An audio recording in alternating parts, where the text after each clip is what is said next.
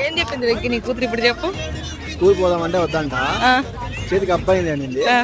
సర్లే అబ్బాయి కదమ్మా ఇంట్లో ఉన్నాంలే పార్క్ ఎందుకు, పార్క్ పోతే అబ్బు తగ్గుతుంది, అబ్బు పోతుంది పార్క్ పోతే మనం పోదాంపా.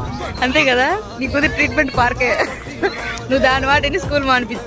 నిజంగానే చెయ్యికి ఏళ్ళకి బొట్టనేళ్ళకి దెబ్బ తగిలింది అనేసి ఇటునే పెట్టుకుంది, ఎంతసేపు పొద్దున్న నుంచి ఇట్లా పెట్టుకుంది.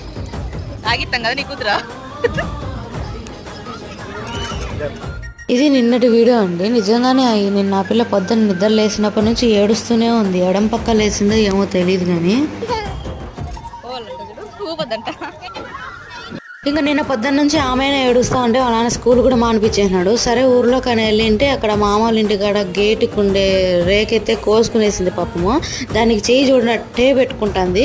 ఇంటి ఆడుకున్నంతసేపు మర్చిపోయింది అనమాట. ఇంటికి వచ్చినాక మళ్ళీ అట్టే ముడుచుకుంటుంది. పిల్లకాయలు అంతే కదా, ఏదైనా వస్తే ఆటలోనే మర్చిపోతారు.